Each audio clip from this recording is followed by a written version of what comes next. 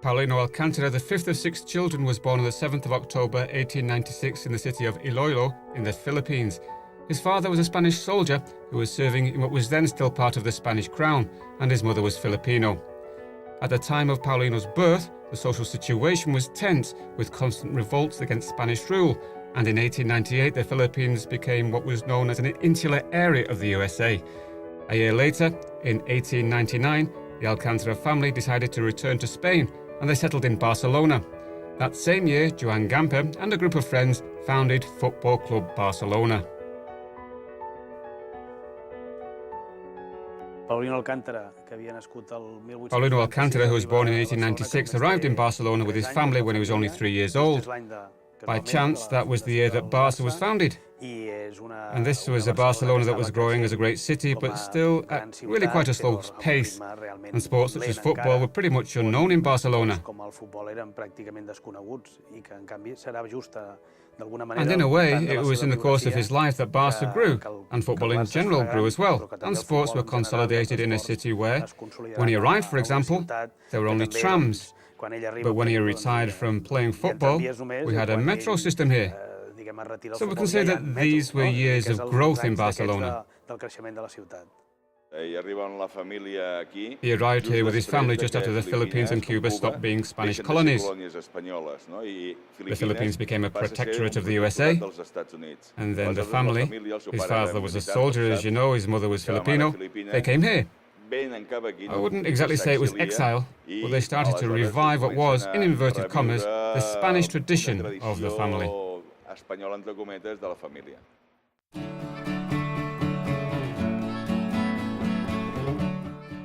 In Barcelona, Paulino attended a local Jesuit school, and one day, while playing with his friends, he just happened to see a game of football for the first time.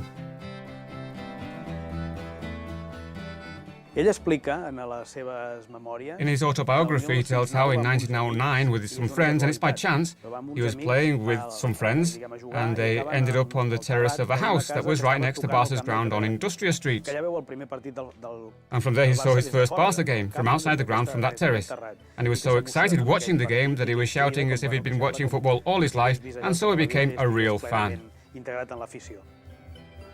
Paulino was only 15 when he made his Barca debut at that same Industria Street ground, and that day the youngster gave ample demonstration of his goal-scoring instincts. At 15 years old, he was brought to the club by Joan Gamper. So at only 15, he made his Barca debut. It was against Català, an historic game. Barca won by 9-0, and Paulino scored 3 goals. At only 15 years old, a hat-trick. And that's when what you might call the Paulino Alcantara phenomenon started. He was a bit of a strange figure for those who didn't know him. He went from playing from the under-14s to the third team, then the second team, and then he made his first team debut for the club. A player who didn't look much physically, he was quite scrawny in fact, and they didn't really know what he'd do in that first game. But he scored 3 goals, and from there he started to build his reputation and become famous as a goal scorer.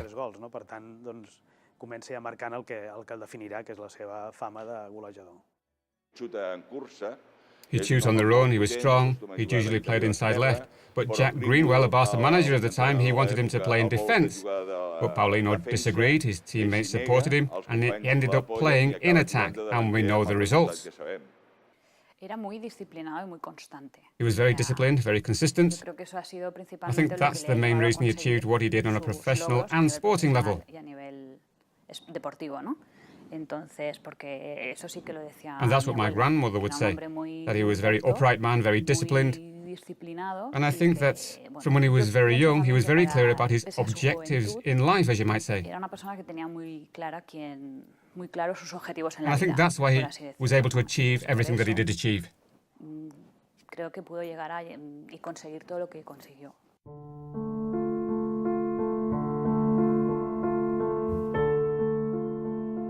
Paulino Alcantara's education was extremely disciplined, and he was very clear about his priorities. He loved football, but first and foremost were his studies, and he was in no doubt that he wanted to dedicate his life to medicine.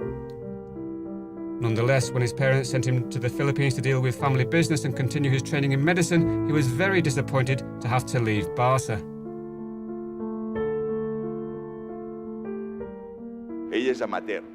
He was an amateur. He wasn't a closet professional as many of them were at the time. So for him, playing football was a hobby to be enjoyed. And as we know, he wanted to study medicine, and in fact, he later set up a successful practice here in Barcelona. But he never put football before his studies, and he never put football before family matters either. And the time came in 1915 when the family said, "Okay, we have to go back to the Philippines to keep an eye on our interests over there." que la família diu, escolta, ens hem de tornar cap allà, que hem de vigilar els nostres interessos allà. I això amb ell li ha dolgut molt. He was deeply disappointed at this. He was only 20, 19 or 20 years old at that time, but he was a hero. He'd already scored 100 goals, and the fans, they all saw him off on the boat. I a mi amb tota la gent anar-lo a acomiadar al vaixell. He had a very strong sense of family, and when he was going to the Philippines, he promised his parents that he'd do his degree over there in the Philippines. So that's why he left Barcelona, with everyone seeing him off at the port, and he was in the Philippines for 2 years, until Barcelona sent him a telegram asking him to come back. And in the end, he did come back. Clar, per ell, la seva vida a Barcelona... Of course, for him, his life in Barcelona had been football, and then there was the start of his interest in medicine, his other great passion. And then when they asked him to come back to Barcelona, and he still had a great love for the club. In fact, there's a story that when he played a game in the Philippines, they didn't have a shirt for him to wear, and he wore his Barca shirt. And so that means that he took a Barca shirt to the Philippines with him. So he still felt very close to the club, and he came back, although it was one of those very long voyages of the time. I aleshores, doncs, torna, encara que eren viatges en aquella època, eren viatges llargs.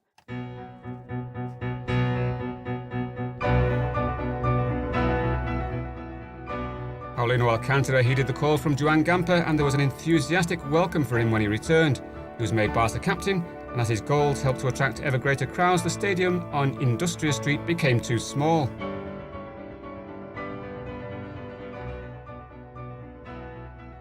He knew his importance to the team, the leadership he provided, the respect in which he was held by opponents, all of that. And I think he was committed because he was a man of honour, and so he came back here to play football with his teammates, because his studies at that time allowed him to, and because he wanted to see if, after the illness he'd had, he could carry on playing football. And he carried on playing brilliantly, and he carried on scoring goals.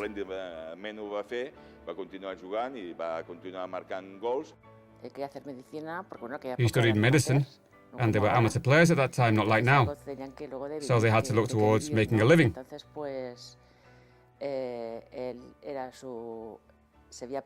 And there were games when he'd have an exam and he concentrated on studying for the exam, so he didn't play every game. And he could have gone to the Olympics in Antwerp, but because he had his finals, well, it's not like now when maybe a sportsman could postpone his exams. Back then, they were much more rigid, but that was when sport was completely amateur. And so he concentrated on the exams to finish his degree or the particular course that he was doing at the time.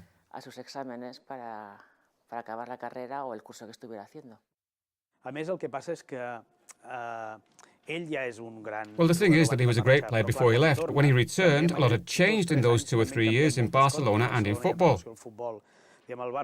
Barca, although the results hadn't been great, Barca was growing. And in fact, from around 1919, that was the start of a golden age for the club that would last a decade. And he played a part in that great team that led to the building of the stadium in the Les Corts district of the city in 1922. And so he lived through the era at the Les Corts ground and the era of greater media impact that football was starting to go through. There were new magazines appearing, there were caricatures of him, because he was an important player. And there were publications written just about him as well. Molt rellevant, apareixen, diguem, petits opuscles sobre la seva figura. He was a very intelligent man, and he saw football basically as a team game. At that time, it was more a game in which players ran with the ball. It was about strength, it was about shoving, taking on whoever was there in front of you. But Paulino wasn't like that. He was an incredibly tough player, but he had fantastic technique. He knew he was the man who scored the goals. He knew he was the man who carried the team, as you might say. And he took on that role until he became a mass phenomenon.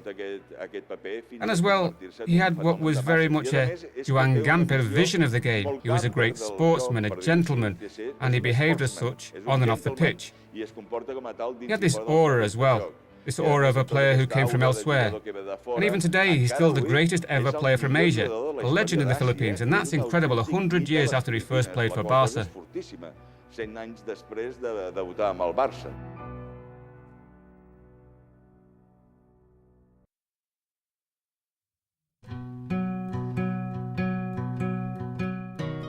Paulino Alcantara was more skillful than most of the players, but if there was one aspect of his game that really stood out, it was his powerful shooting, an ability that belied his slim and apparently fragile frame. The goals came thick and fast, and they heralded a golden decade in Barca history.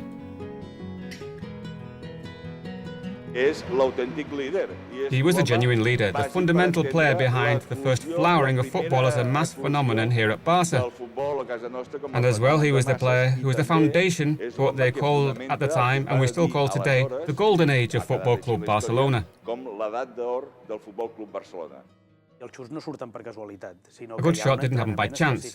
There was a special training routine for shooting. When he described the training that the players did, he gave a general description of what all the players did, and in fact it was very modern. For example, there was the contrast of showering in hot and cold water, that kind of thing. Massages as well. But then there was the specific training routine for shooting for the attacking players. For example, he described how he'd throw the ball against the wall, and the important thing was to take the rebound and shoot it really hard. Another story that my father told me was that one time, when he shot really hard, the goalkeeper, I don't know who he was, he broke 2 fingers. So we know he had a very hard shot. And although he didn't have much of a physique for sport, which is what the doctors always said to him, he certainly had a lot of power in his shot.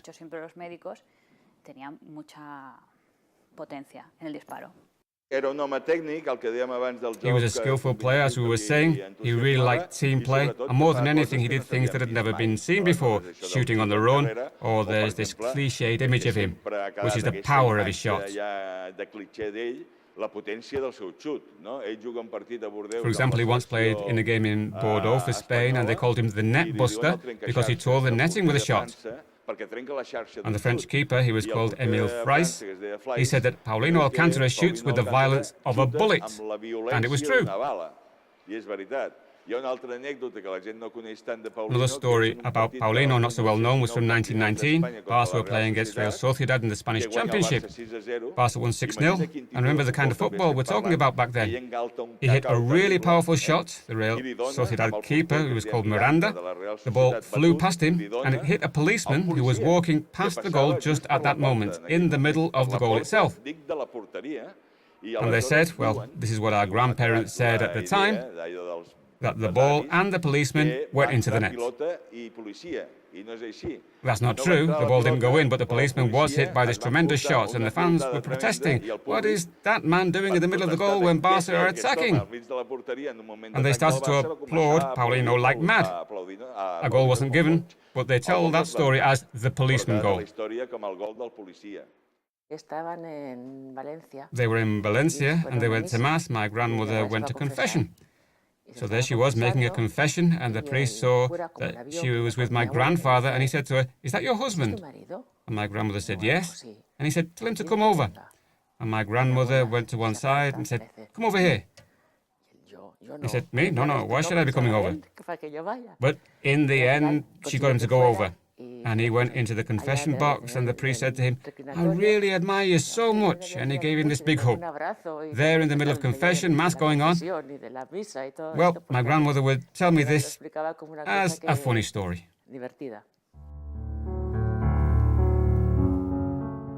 Disciplined, honourable, respectful, Paulino Alcantara was a genuine example of a sportsman. He believed in team play, and he was one of the first players to set out a theory of football. And at the age of 27, he wrote his autobiography. You could say that that was the start of the Paulino Alcantara phenomenon. Why? Well, because he had lots of charisma, although he was quite shy. Because he had this dark, sallow complexion. Because he wore Bermuda shorts before they were invented, really. And as well, he always had his handkerchief tucked into his shorts to wipe away sweat or the mud that he might get on his brow after he headed the ball, which is the sort of thing that they did back then. Paulino Alcantara captured the imagination of the Catalan public from the very first. And during his time as a player, the club attracted more than 10,000 new members. And the ground on Industria Streets, if I remember rightly, there'd be crowds of maybe 22,000 on good days, and that became too small. My grandfather always said that he had the handkerchief to wipe away the sweat from his forehead. That's why he had it there. And that's what he always told me. Well, I remember that my grandmother would tell me that they'd go to the football because they played earlier then, and then they'd go to the theatre. And when they went in, the people would applaud him because he'd have scored maybe 4 or 5 goals. It depended, but they'd always applaud him. And he also told me that when he'd go to the ground, back then, the players would have their little suitcases and they'd go into the stadium. And there'd always be some boy who'd say, "Let me carry your case," because then they'd get in free to see the game. And these are the little odd things that you think, well, how could that kind of thing happen now? Yes, he believed in the idea of the sportsman. And there's a story that when he went back to the Philippines again, he won a table tennis tournament. So that shows that he liked to play all kinds of sports. And he was someone who thought that sport was very important, that the dignity as well of the people who took part in sport should be in evidence when they played.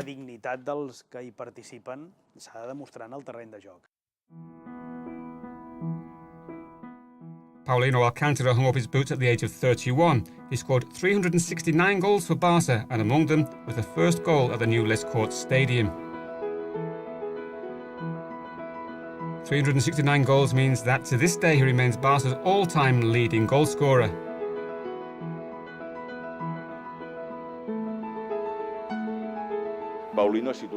Paulino put the club on another level. In the same way, for example, Samitier scored 326 goals. And yes, competitive games and friendlies, but they're Barca's top 2 scorers.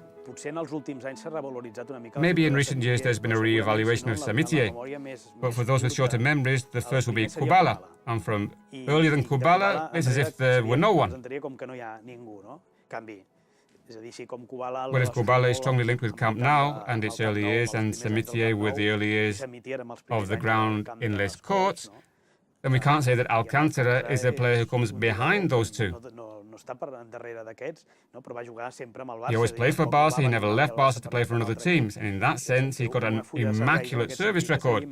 And if we consider the theoretical aspects of the game, then I think we have to say he's one of the most important figures in the history of Barca.